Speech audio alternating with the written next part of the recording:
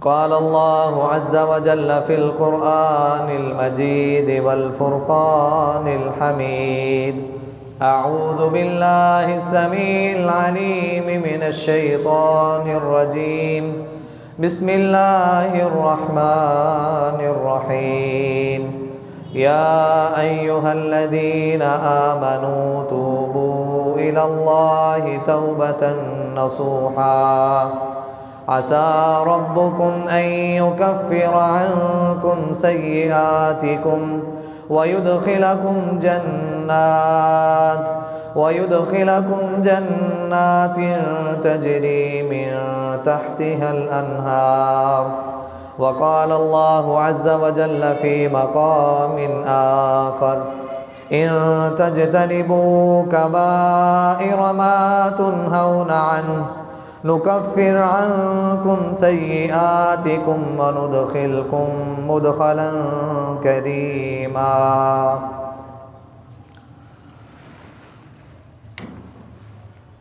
صدق اللہ العظیم. ہر قسم کی حمد و ثنا، بڑائی، کبریائی، رفعت و بلندی اس اللہ احکم الحاکمین کی ذات کے لیے ہے.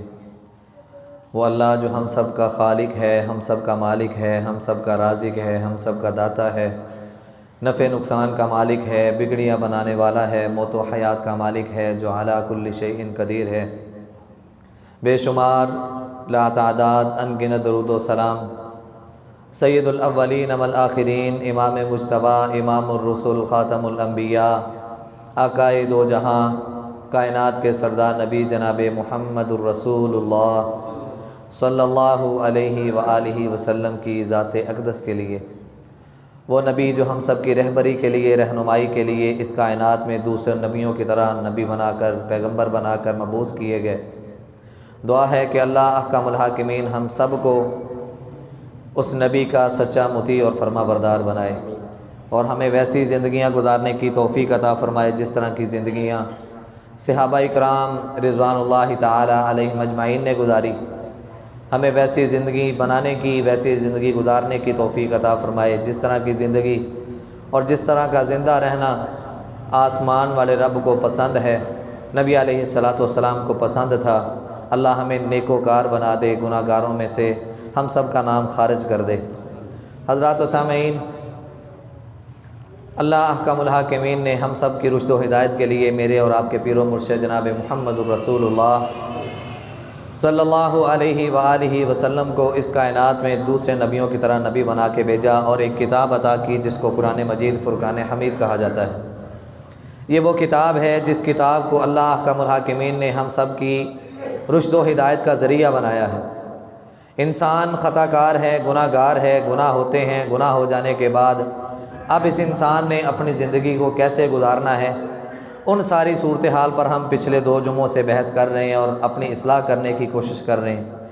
آج انشاءاللہ اللہ احکم الحاکمین کے فضل و کرم سے، جس طرح کے پچھلے جمعے وعدہ کیا تھا کہ توبہ کی شرائط اور چند گناہوں کے متعلق بات چیت کریں گے، اللہ احکم الحاکمین حق اور سچ بیان کرنے کی توفیق دے، اور سنا کے میرے سمیت اللہ سب کو عمل کرنے کی بھی توفیق عطا فرمائے. اللہ احکم الحاکمین نے اعلان فرمایا ان تجتنبوا کبائر ما تنہون عنہ نکفر عنکم سیئاتکم وندخلکم مدخلا کریما، کہ اے لوگو اگر تم کبیرہ گناہوں سے بچے رہو گے، اپنے آپ کو روک کے رکھو گے، نکفر عنکم سیئاتکم، تو بدلے میں ہم تمہیں کیا دیں گے؟ ہم تمہاری ساری کی ساری سیئات، خطائیں، غلطیاں اللہ احکم الحاکمین تم سے دور کر دے گا. وندخلکم مدخلا کریما، اور تمہیں عزت والے لوگوں میں تمہارا شمار کر دے گا، عزت والی جگہ میں تمہارا شمار کر دے گا. حضرات و سامعین، آج ہم نے یہ پرکھنا ہے کہ صغیرہ گناہ اور کبیرہ گناہ. صغیرہ گناہ جو چھوٹے چھوٹے گناہ ہوتے ہیں، اور عموماً ہم یہ سوچتے ہیں کہ گناہ اگر ہوا ہے، ہم نے نماز پڑھ لی ہے، ہم نے وضو کر لیا ہے، ہم نے روزہ رکھ لیا ہے، ہم نے صدقہ کر لیا ہے، اور یہ عمل کر کے ہمارے صغیرہ گناہ معاف ہو گئے. آپ کی امید اچھی ہے، لیکن حدیث کے الفاظ ہیں لکھنے والا لکھتا ہے کہ وہ صغیرہ گناہ کہ جن کو انسان گناہ سمجھ کے کرتا ہی نہیں. صغیرہ گناہ پہلے تو ہمیں یہ پتہ ہونا چاہیے نا صغیرہ گناہ ہیں کون سے. آخری صحابی جب اس کائنات سے جا رہے تھے تو تابعی کو دیکھتے ہیں اور تابعین کے اس دور کو دیکھتے ہیں تو دیکھتے ہوئے کہتے ہیں اے میرے شاگرد، یعنی کہ تابعی کو مخاطب ہیں، آج اس دور میں جو گناہ تم لوگ چھوٹے چھوٹے سمجھ کے کرتے ہو، اللہ کی قسم ہم اس کو اور ان تمام گناہوں کو نبی علیہ الصلوۃ والسلام کی زندگی میں بڑے بڑے پہاڑوں کی مانند گناہ سمجھا کرتے تھے. چغلی کرنے کو ہم سمجھتے ہی کچھ نہیں، غیبت کرنے کو ہم سمجھتے ہی کچھ نہیں، حسد کرنے کو ہم سمجھتے ہی کچھ نہیں، اور اگر کسی کا تھوڑا سا تقویٰ ہائی لیول کا ہو بھی تو وہ یہ سوچتا ہے یار صغیرہ گناہ ہے، صغیرہ گناہ ہے، میں وضو کروں گا شاید ختم ہو جائیں، نماز پڑھوں گا شاید ختم ہو جائیں، میں نفل و نوافل پڑھوں گا، صدقہ و زکوٰۃ کروں گا، روزے رکھوں گا، حج اور عمرہ کروں گا تو میرے یہ صغیرہ گناہ معاف ہو جائیں گے.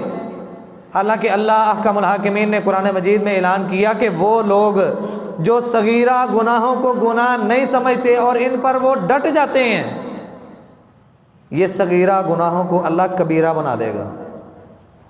یہ انسان اسی حالت میں مر گیا، کل قیامت کا دن ہوگا، آسمان والا رب یہ جو اس کی نظر میں صغیرہ صغیرہ صغیرہ کی جو اس نے رٹ لگائی تھی، صغیرہ گناہوں کو سمجھ کے کرتا رہا اور اسی پر یہ ڈٹا رہا، آسمان والا رب کل قیامت کو اس کے یہ صغیرہ گناہ جو اس کے مائنڈ میں تھے، اس کے ذہن میں تھے، ان کو کبیرہ گناہ بنائے گا اور کبیرہ گناہوں کے برابر اس کو سزا دی جائے گی.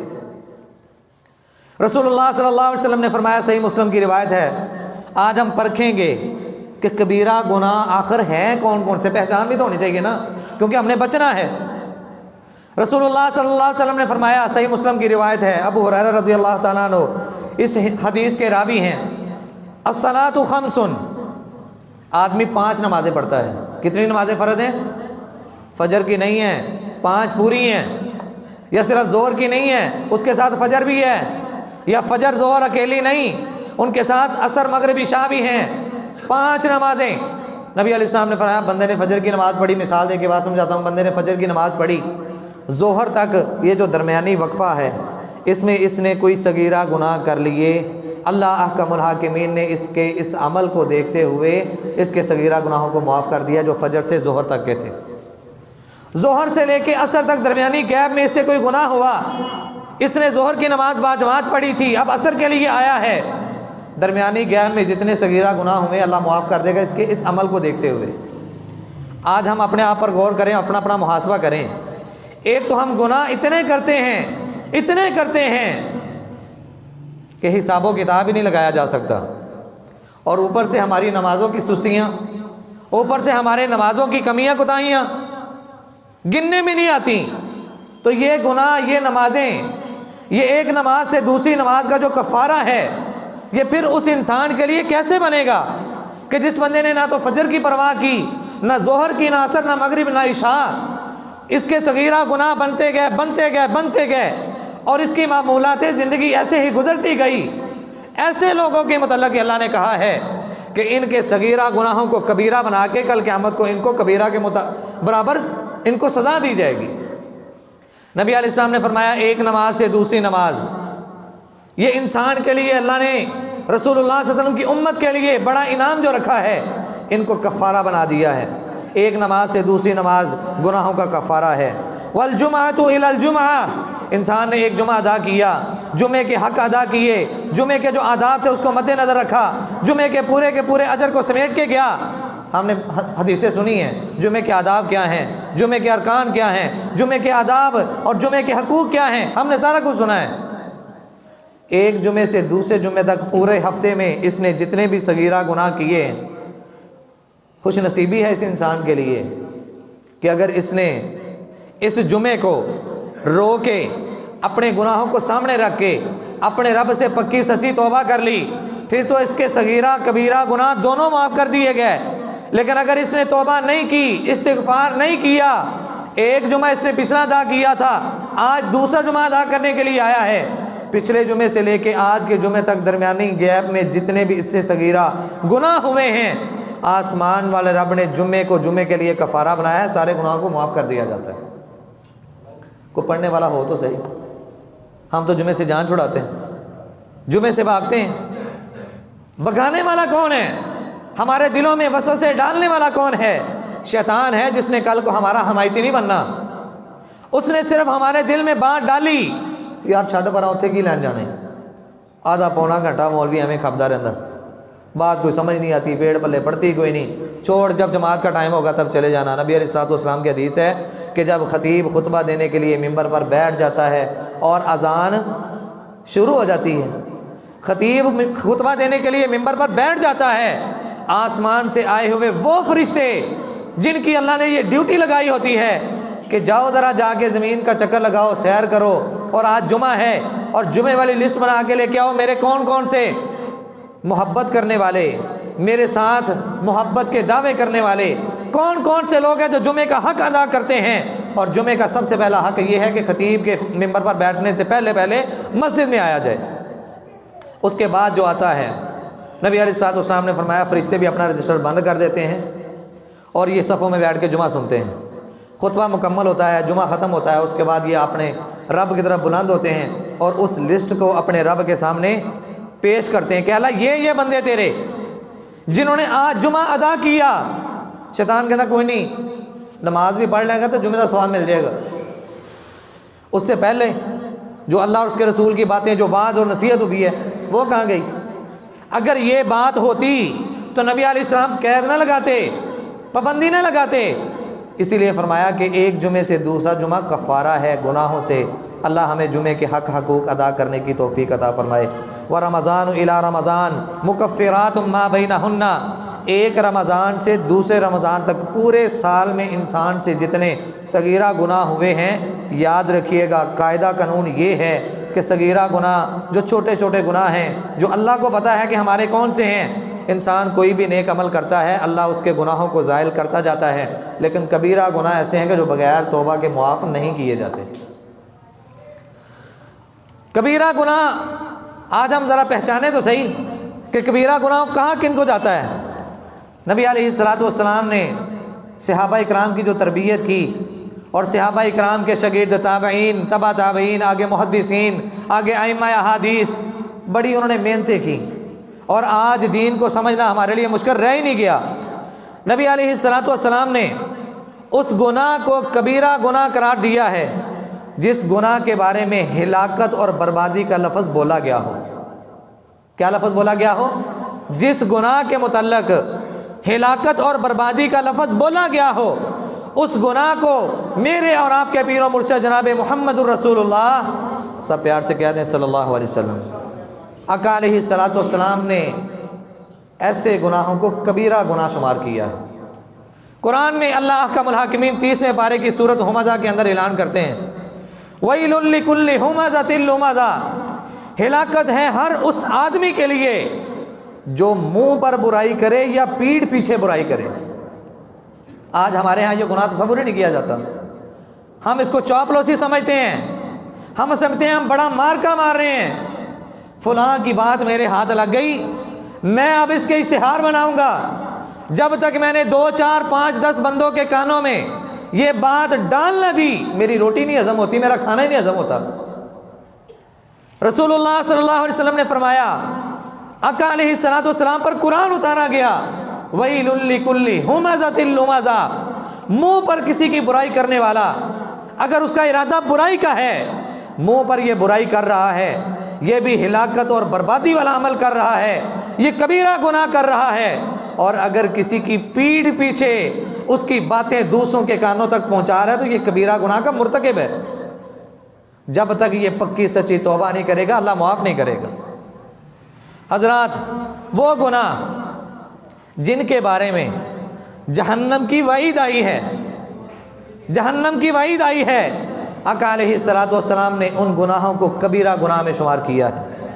عبداللہ رضی اللہ تعالیٰ عنہ بیان کرتے ہیں، رسول اللہ صلی اللہ علیہ وسلم نے فرمایا، صحیح روایت ہے، من غشنا فلیس منا والمکر والخداع فی النار، جس نے ملاوٹ کی کسی بھی چیز میں ہو، جس نے ملاوٹ کی اس کا ہمارے ساتھ کوئی تعلق نہیں ہے۔ اور جس نے دھوکہ دیا، جس نے دغا بازی کی، ایسے انسان کا بھی ہمارے ساتھ کوئی تعلق نہیں۔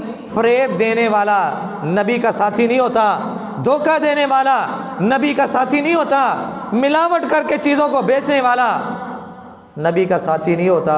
اور اگر یہ اپنا حال چینج نہ کرے، اپنی اسی کیفیت میں زندگی گزارتا رہے، تو آقا علیہ الصلوۃ والسلام نے فرمایا یہ بندہ جہنم میں جائے گا، کبیرہ گناہ کا مرتکب ہے۔ کبیرہ گناہ بغیر توبہ کے معاف نہیں ہوتے۔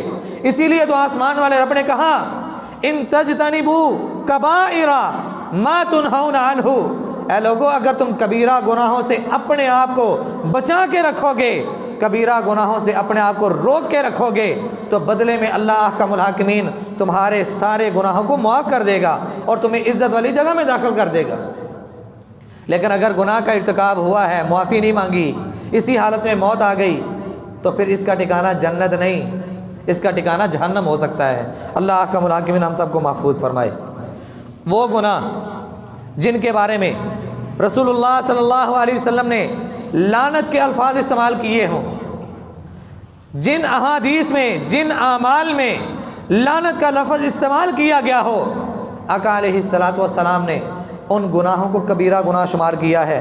آقا علیہ الصلوۃ والسلام کے پیارے صحابی عبداللہ بن عمر رضی اللہ تعالیٰ عنہ بیان کرتے ہیں لعن رسول اللہ صلی اللہ علیہ وسلم الراشی والمرتشی۔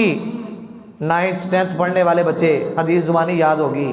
الراشی والمرتشی کلاہما فی النار، رشوت دینے والا، رشوت لینے والا دونوں جہنم کی آگ میں ہوں گے۔ اور نبی علیہ الصلوۃ والسلام نے آقا علیہ الصلوۃ والسلام کے پیارے صحابی عبداللہ بن عمر ابن خطاب کے بیٹے، وہ بیان کرتے ہیں رسول اللہ صلی اللہ علیہ وسلم نے رشوت دینے والے پر بھی، رشوت لینے والے پر بھی لعنت کی ہے، اور جس پر نبی کی لعنت ہو وہ جنت میں نہیں جہنم میں جایا کرتا ہے، اور جس پر نبی کی لعنت ہو، جس عمل پر نبی کی لعنت ہو، وہ لعنتی عمل صغیرہ نہیں ہوتا بلکہ وہ کبیرہ گناہ میں شمار ہوتا ہے۔ اللہ احکم الحاکمین ہم سب کو محفوظ فرمائے۔ حضرات وہ گناہ جن پر اللہ نے ناراضگی کا اظہار کیا ہو، اللہ تبارک تعالیٰ کہ فلاں بندے کو اللہ پسند نہیں کرتے، فلاں بندے کو اللہ معاف نہیں کریں گے، فلاں بندے کی طرف اللہ نظر رحمت سے نہیں دیکھیں گے، یعنی کہ جن الفاظوں پر اللہ نے اپنی ناراضگی کا اظہار کیا ہو وہ کبیرہ گناہ ہوتے ہیں، وہ صغیرہ گناہ نہیں ہوتے۔ رسول اللہ صلی اللہ علیہ وسلم نے فرمایا ثلاثۃ لا یکلمہم اللہ یوم القیامہ ولا ینظر الیہم ولا یزکیہم۔ ہر جمعے ہم اس حدیث کو سنتے ہیں، ہر جمعے جماعت کھڑی ہونے سے پہلے ہم اس حدیث کو سنتے ہیں۔ 3 قسم کے بدبخت، 3 قسم کے بد نصیب، 3 قسم کے بد قسمت انسان ایسے ہیں، اتنے برے ہیں، اتنے گندے ہیں، لا یکلمہم اللہ یوم القیامہ۔ کئی ایسے بھی خوش نصیب ہوں گے کہ جنہوں نے بڑے بڑے گناہ کیے ہوں گے، بڑے بڑے گناہ کیے ہوں گے، لیکن اس کے ساتھ ساتھ وہ توبہ اور استغفار بھی کرتے رہے ہوں گے، اپنے رب کو راضی کرنے کی تگ و دو میں لگے رہے ہوں گے، اپنے رب کو منانے کی جستجو میں لگے رہے ہوں گے۔ ایک وقت آئے گا، موت آ گئی، مر گیا، قیامت آ گئی، رسول اللہ صلی اللہ علیہ وسلم فرماتے ہیں اللہ احکم الحاکمین ایک بندے کو اپنے قریب کریں گے، اپنی رحمت والی چادر اس کے اوپر ڈال دیں گے اور اس کو اپنے مزید قریب کر لیں گے، اور اس کے کان کے قریب منہ کر کے بات کریں گے، اے میرے بندے دنیا میں تو نے فلاں جگہ پہ، فلاں وقت، فلاں دن یا فلاں رات فلاں فلاں گناہ کیا تھا۔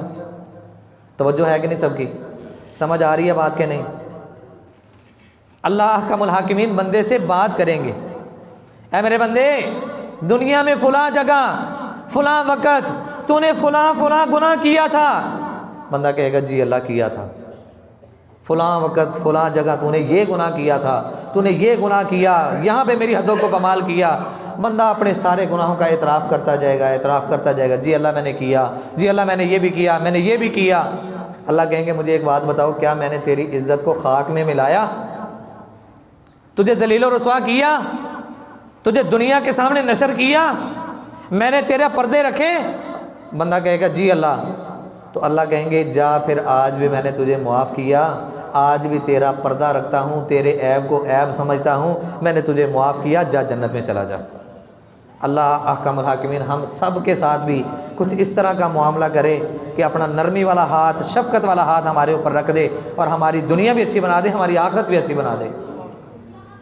اور ایک یہ وہ بد نصیب ہے کہ جس سے اللہ بات کرنا پسند نہیں کریں گے.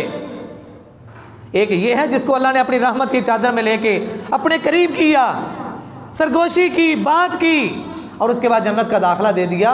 یہ کتنا بد نصیب انسان ہے کہ جس کے ساتھ اللہ بات کرنا بھی مناسب نہیں سمجھتے, کلام کرنا بھی مناسب نہیں سمجھا اللہ نے.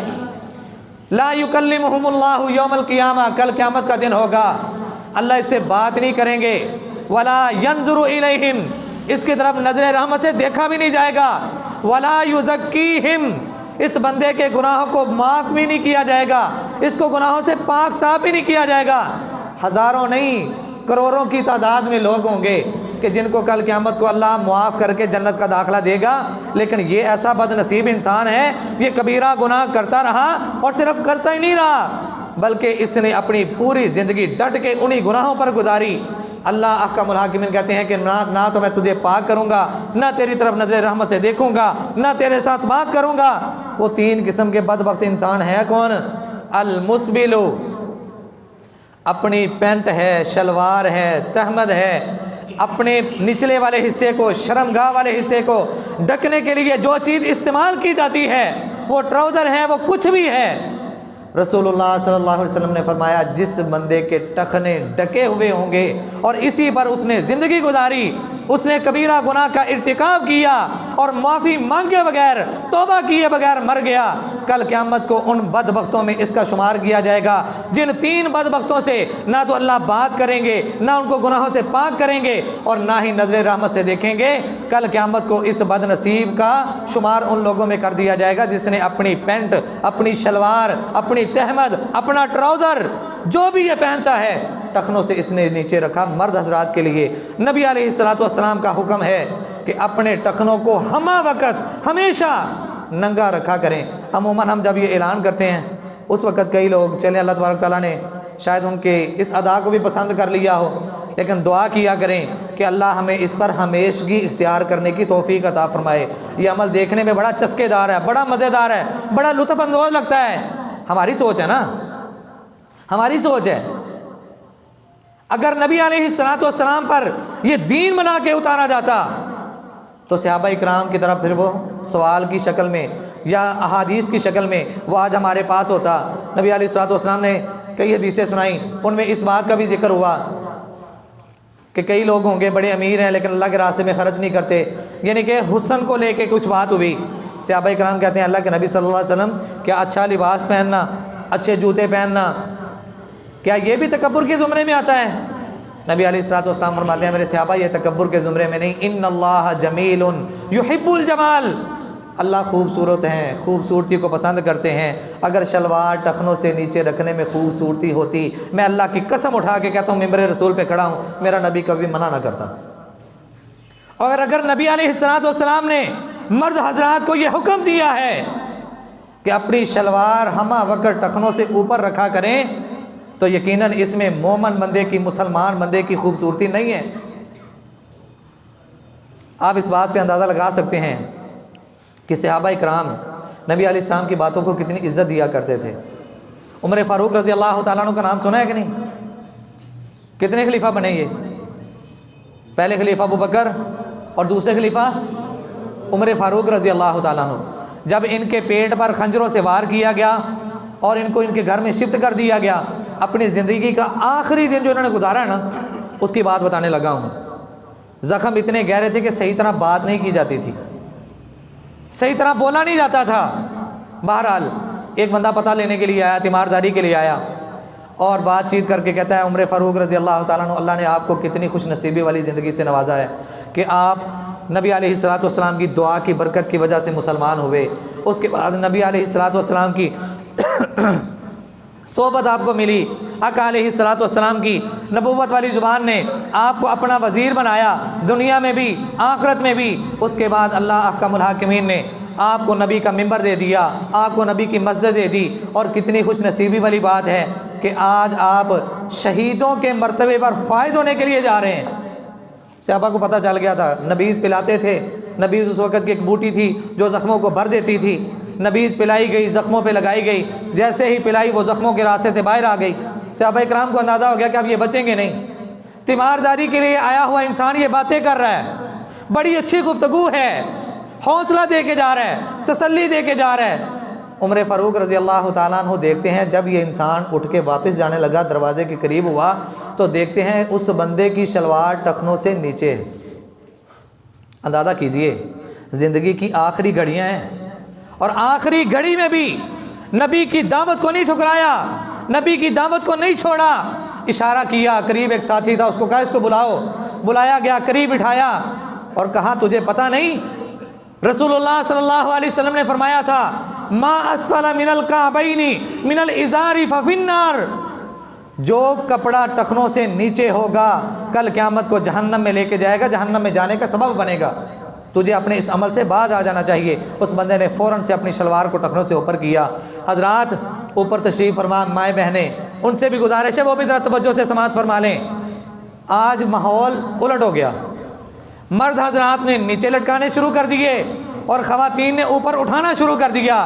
اگر مرد حضرات کے لیے نبی علیہ السلام کی یہ حدیث موجود ہے کہ وہ اگر اپنے کپڑے کو لٹکائیں گے کل قیامت کو ان بد نصیبوں میں ان کا شمار کر دیا جائے گا کہ جن سے اللہ کلام نہیں کرے گا، گناہوں سے پاک نہیں کرے گا، ان سے بات چیت نہیں ہوگی، نظر رحمت سے دیکھا نہیں جائے گا، تو وہ عورتیں بھی اس زمرے میں آتی ہیں جو آج فیشن کے نام پہ، جو آج ماحول کے نام پہ اپنے کپڑوں کو اپنے ٹخنوں سے اوپر اٹھانا شروع کر دیتی ہیں۔ اللہ ان کو ہدایت نصیب فرمائے۔ ایک وہ بندہ المسبل جس کی شلوار ٹخنوں سے نیچے ہوئی، جس کا کپڑا ٹخنوں سے نیچے ہوا۔ دوسرا والمنان، احسان جتلانے والا، نیکی کی ہے کسی کے ساتھ، بعد میں نیکی جتلا دی۔ اور یاد کر اس وقت کو جب تیرا کوئی ساتھ دینے والا نہیں تھا، تیرا کوئی سپورٹر نہیں تھا، تجھے کوئی پوچھتا نہیں تھا، تجھے کوئی دیتا نہیں تھا، میں نے تب تجھے دیا، میں نے تجھے تب نوازا، میں نے تیرے ساتھ نیکی کی۔ اس نے نیکی کر کے احسان جتلا دیا۔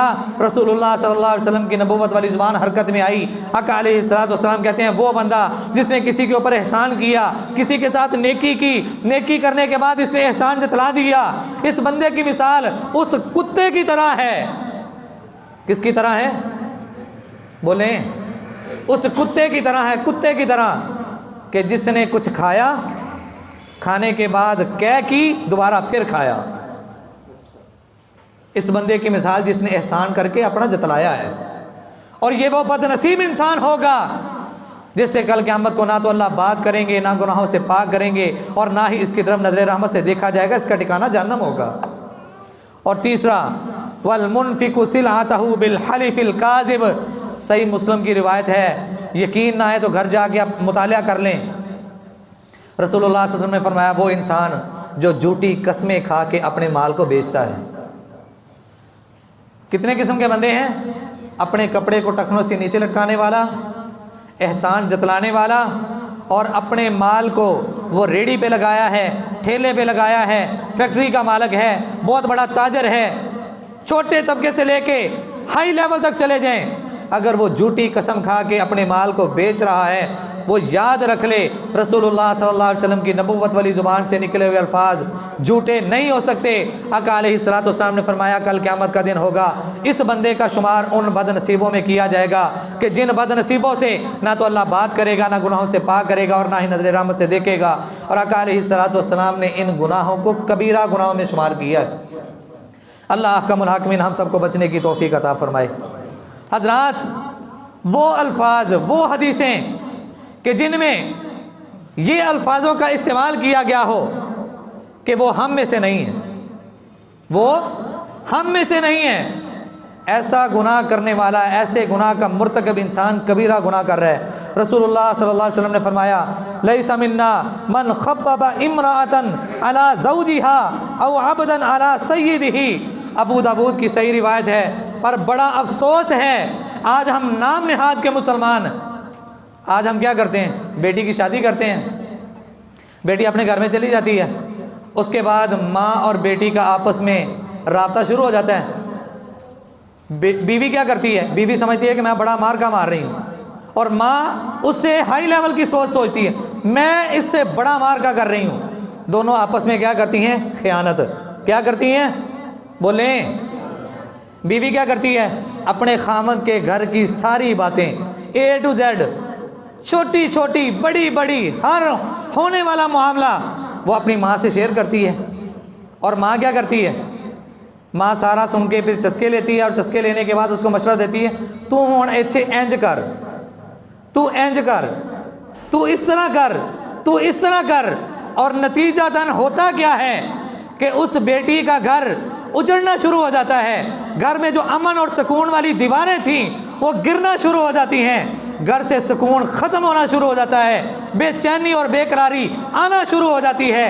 انہی لوگوں کے متعلق رسول اللہ صلی اللہ علیہ وسلم نے فرمایا لیس منا من خبب امرأۃ، اس کا میرے ساتھ کوئی تعلق نہیں جو ایک عورت کو، جو ایک بچی کو، جو ایک بیوی کو اپنے خامد کے خلاف اکسائے، مجبور کرے، اس کو مشورے دے، اور جب وہ مشورے پر عمل ہو تو اس کے بدلے اس کے گھر کا ماحول خراب ہو جائے. آج یہ معاشرہ ہمارا بن چکا ہے. اور جواب پتہ ہی آگے سے کیا ہوتا ہے؟ لو جی اپنی امی نالی تو گل کی تھی، میں کتنا کی تھی. اور اللہ کی بندی دیکھ تو صحیح اس کے نقصانات کیا ہیں. ایک تو امانت میں خیانت کر رہی ہے، خائن بن رہی ہے، خائن، اور اپنی اس خیانت میں اپنی ماں کو بھی شامل کر رہی ہے. اور ماں تو وہ ہو نا کہ جو آگے سے چار سنا کے اس کا منہ بند کر دے، خبردار دوبارہ اپنے گھر کی بات میرے ساتھ کی. لیکن یہ ماحول بنائے گا کون؟ یہ ذمہ داری ہم سب کی ہے، یہ ذمہ داری ہم سب کی ہے. ہم نے اپنے گھروں کے ماحول کو درست کرنا ہے. خدا را اپنے گھروں سے خیانت والے معاملات کو ختم کریں. آج آپ خیانت والے معاملے کو ختم کریں، نبی علیہ الصلوۃ والسلام کی صف میں شامل ہو جائیں. اگر یہ خیانت والا معاملہ چلتا رہا، نبی علیہ الصلوۃ والسلام نے فرمایا کہ وہ مائیں، وہ باپ، وہ بھائی، کوئی بھی عزیز و اقارب میں جس نے بیوی کو اکسایا اور اپنے خامد کے خلاف بھڑکایا اور گھر کا ماحول خراب کیا، لیس منا، اس کا ہمارے ساتھ کوئی تعلق واسطہ نہیں. اور یاد رکھیے گا ابھی ہم نے سنا کہ وہ حدیث کے الفاظ جس میں آقا علیہ الصلوۃ والسلام نے فرمایا کہ وہ ہم میں سے نہیں، ان گناہوں کو نبی علیہ الصلوۃ والسلام نے صغیرہ گناہ نہیں بلکہ کبیرہ گناہ بنایا ہے، کبیرہ گناہ شمار کیا ہے. اللہ احکم الحاکمین ہم سب کو جو آج ہم نے گناہ سنے ہیں، اللہ احکم الحاکمین ہم سب کو بچنے کی توفیق عطا فرمائے. آج ہم نے سنا ہے کہ اپنی شلوار کو ٹخنوں سے کیا کرنا ہے؟ اوپر رکھنا ہے. ہم نے اگر کسی کے ساتھ نیکی کرنی ہے تو احسان نہیں جتلانا. کسی کے ساتھ بھی ہم نے مسجد میں تعاون کر دیا، ہم نے مدرسے میں تعاون کر دیا، ہم نے کسی کی ذاتی مدد کر دی، کسی کے ساتھ بھی اگر آپ نے کوئی نیکی کی ہے اس کی رضا آپ کو کون دینے والا ہے؟ اگر آپ نے احسان جتلا دیا، اگر آپ نے کوئی بات کر دی، آپ کی اس نیکی کو لپیٹ کے آپ کے منہ پر مار دیا جائے گا، اور یہ آپ کبیرہ گناہ کا ارتکاب کر رہے ہیں. اللہ احکم الحاکمین ہم سب کو صغیرہ اور کبیرہ جتنے بھی گناہ ہیں ان سے بچنے کی توفیق عطا فرمائے. ہمیں اپنے گناہوں پر نادم ہونے کی توفیق عطا فرمائے. ہمیں اپنے گناہوں پر شرمندہ ہو کے رب کے حضور پیش ہو کے رونے کی اور توبہ استغفار کرنے کی توفیق عطا فرمائے. آخر دعوانا ان الحمد للہ رب العالمین.